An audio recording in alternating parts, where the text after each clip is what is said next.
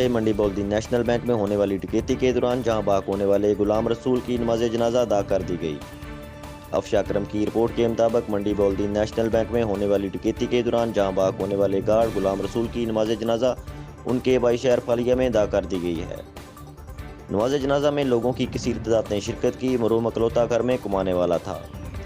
मरहूम के 2 बेटे और 2 बेटियां हैं। मरहूम गुलाम रसूल के बेटे का कहना था कि मेरी हुकूमत पाकिस्तान से अपील है कि मेरे वालिद के कातलों को कैफरे करदार तक पहुंचाकर हमको इंसाफ दिलाया जाए। बहुत भैड़ा है इंसाफ मैं चाहिए गवर्नमेंट को कि मेरे वालिद साहब साढ़े वास्ते मेरे छोटे बहन भाई ने, छोटियां 2 बहना ने, 2 भाई ने, मैं सब तो वड्डा भाई हाँ उन्होंने ते मैंने जरा ना गवर्नमेंट को इंसाफ चाहिए।